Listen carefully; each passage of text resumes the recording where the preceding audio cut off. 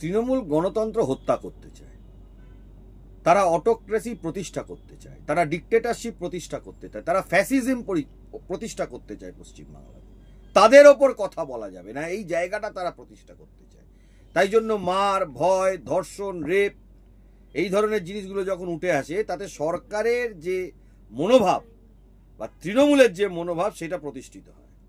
আমরা দেখতে পাচ্ছি যে যারা বিচারের দাবিতে রাস্তায় নামছে, প্রত্যেকবারের মতো পুলিশ তাদের বাধা সৃষ্টি করছে, ব্যারিকেড দিয়ে দিচ্ছে, তাদের উপরে লাঠিচার্জ করছে। তাহলে কি ন্যায় বিচারের দাবি পেতে গেলে সাধারণ মানুষকে পুলিশের মার খেতে হবে? মানুষকে গর্জে উঠতে হবে, মার খেতে খেতেই মানুষ গর্জে উঠবে। আজকে ভারত যে স্বাধীন হয়েছে, মার খেতে খেতে ভারত স্বাধীন হয়েছে।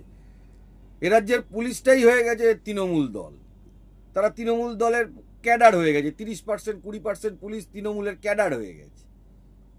তৃণমূল যা বলে তাই করে। তো কি করা যাবে সেখানে?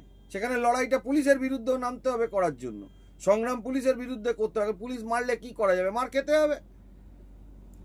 কসবা থানার পুলিশকে জাতীয় মহিলা কমিশন প্রশ্ন করলেন যে আপনারা কাকে বাঁচাতে বা রক্ষা করতে এই গোপনীয়তা বারবার গোপন করছেন সবকিছু, কি বলবেন? পুলিশ তো গোপন করার জন্যই বসে আছে, আর তথ্য প্রমাণ লোপাট করার জন্য। আরজি করে দেখেননি? পুলিশ এখন তৃণমূলের হয়ে কাজ করতে নেমে তথ্য প্রমাণ লোপাট আর যারা অপরাধী তাদের শেল্টার, এই দুটো কাজ এখন পুলিশকে দায়িত্ব দিয়েছে রাজ্যের মুখ্যমন্ত্রী মমতা বন্দ্যোপাধ্যায়।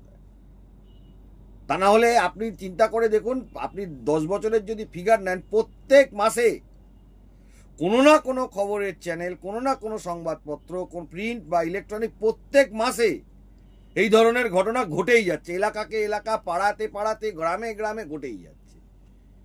এর বিরুদ্ধে মানুষকে সংগঠিত হতে হবে, এছাড়া কোনো উপায় নেই। আমরা দেখলাম যে কালকে এক বাম নেতাকে তৃণমূল নেত্রী ধরে মারলেন। বাম নেতা অভিযোগ করলেন যে তিনি প্রতিবাদ করছিলেন বলে তাকে আজ প্রাণে মারার হুমকি। তাহলে কি প্রতিবাদ করারই প্রাণে মারার হুমকি বারবার পেতে হবে? প্রতিবাদ করলে তৃণমূল জামালায় প্রাণে মারা হুমকি তো পেতেই হবে। তো সব জায়গাতেই হয়েছে। তৃণমূল তো 2011 সাল থেকে চালিয়ে আসছে। একজন মারা গেছে বা একজন হুমকি পেয়েছে তা তো না, এরকম হাজার হাজার হয়েছে। মহিলা চিকিৎসক সুরক্ষিত নয়, আইনজীবীও সুরক্ষিত নয়, এবং সেই চিত্র বারংবার আমাদের চোখের সামনে উঠে আসছে। কিছুদিন আগেই আমরা দেখলাম যে সাউথ ক্যালকাটা ল কলেজে একজন ছাত্রীকে গণধর্ষণ করলেন সেই কলেজেরই ছাত্র, কি বলবেন? বাংলাদেশে কেউই সিকিউর না, কারোর কোনো নিরাপত্তা নেই। আর লোকে নিরাপত্তার জন্য যায় পুলিশের কাছে। পুলিশ হচ্ছিল দলদাস, পুলিশ হচ্ছিল তৃণমূলের দলদাস। 20% 30% পুলিশ সারা পশ্চিমবঙ্গ পুলিশকে চালাচ্ছে, যারা তৃণমূল করা পুলিশ। কিছু সৎ পুলিশ অফিসার আছে, নাহলে পুরো সিস্টেমটাই হয়তো ভেঙে পড়তো।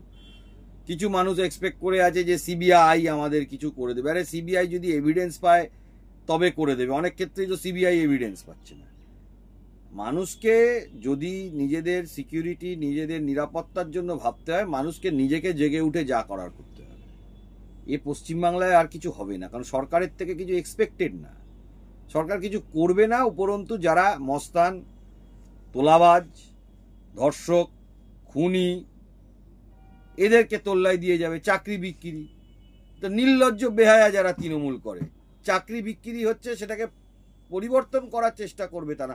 কোনো সরকার এরকমভাবে নির্লজ্জ বেহায়ার মতন একটা এত বড় বড় ঘটনা পশ্চিমবাংলায় ঘটে যাচ্ছে, প্রেস স্টেটমেন্ট, কথাবার্তা দেখুন, শাসাচ্ছে রীতিমতো।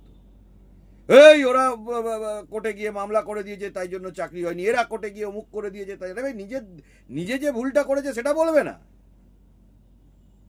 নিজে যেটা করেছে সেটা বলবে না, নিজে যা চুরি করেছে সেটা বলবে না। মুখ্যমন্ত্রী, এমপি, এমএলএ এদের যা মাইনে হয় তাতে ভাইপোর ওই স্ট্যাটাসে চলতে পারে? ওই গাড়ি, ওই বাড়ি হয় সম্ভব? একটা প্রশ্ন বারংবার উঠে আসছে যে 4 বছর আগে পাস আউট করেছিল এই মনোজিৎ, তারপরেও কিভাবে কলেজে এতদিন ধরে দাদাগিরি করছিল? আরে মস্তানদেরই তো তৃণমূল পোষে, তারাই তো কলেজ চালাবে, তারা করছিল কি? এটাই তো সত্যি কথা। এটা তো একটা খবর আজকে এসেছে, তাই জন্য আপনারা এই খবরটাকে নিয়ে আপনারাও লড়াই করছেন, সংগ্রাম করছেন। যেটা মিডিয়ার বন্ধুরা বা মিডিয়ার বোনেরা, দিদিরা করে সেটা তারা করছেন। কিন্তু ঘটনা হচ্ছে এরকম পশ্চিমবাংলায় হাজারো ঘটনা রয়েছে। মিডিয়া সেই জায়গা অবধি পৌঁছতে পারবে না, আপনারাও সেই জায়গা অবধি পৌঁছতে পারবেন না। 2021 সালে পোস্ট পোল ভায়োলেন্স ভোট মিটে যাওয়ার পরে ভারতবর্ষের কোনো রাজ্যে হয় না যে ঘটনাগুলো ঘটেছিল। আপনারা কটা এরকম ঘটনা কভার করতে পেরেছিলেন? পারবেন না, সম্ভবই না। প্রতিটা গ্রামে, প্রতিটা এলাকায়, প্রতিটা পাড়ায় এরকম এই ধরনের হাজার হাজার ঘটনা ঘটেছে। আর যার নেতৃত্ব দিয়েছে এই তৃণমূল কংগ্রেস দলটা। তাহলে কি তৃণমূল মেয়েদের ঘরবন্দি করে রাখতে চায়? মেয়েরা নিজেদের স্বাধীনতা পাবে না, কোনোদিন রাস্তাঘাটে বেরোতে পারবে না? তৃণমূল গণতন্ত্র হত্যা করতে চায়, তারা অটোক্রেসি প্রতিষ্ঠা করতে চায়, তারা ডিক্টেটরশিপ প্রতিষ্ঠা করতে চায়, তারা ফ্যাসিজম প্রতিষ্ঠা করতে চায় পশ্চিমবাংলায়। তাদের ওপর কথা বলা যাবে না, এই জায়গাটা তারা প্রতিষ্ঠা করতে চায়। তাই জন্য মার, ভয়, ধর্ষণ, রেপ এই ধরনের জিনিসগুলো যখন উঠে আসে, তাতে সরকারের যে মনোভাব বা তৃণমূলের যে মনোভাব সেটা প্রতিষ্ঠিত হয়। আমরা দেখতে পাচ্ছি যে যারা বিচারের দাবিতে রাস্তায় নামছে, প্রত্যেকবারের মতো পুলিশ তাদের বাধা সৃষ্টি করছে, ব্যারিকেড দিয়ে দিচ্ছে, তাদের উপরে লাঠিচার্জ করছে। তাহলে কি ন্যায় বিচারের দাবি পেতে গেলে সাধারণ মানুষকে পুলিশের মার খেতে হবে? মানুষকে গর্জে উঠতে হবে। মার খেতে খেতেই মানুষ গর্জে উঠবে। আজকে ভারত যে স্বাধীন হয়েছে, মার খেতে খেতে ভারত স্বাধীন হয়েছে। এ রাজ্যের পুলিশটাই হয়ে গেছে তৃণমূল দল। তারা তৃণমূল দলের ক্যাডার হয়ে গেছে। 30% 20% পুলিশ তৃণমূলের ক্যাডার হয়ে গেছে। তৃণমূল যা বলে তাই করে। তো কি করা যাবে সেখানে?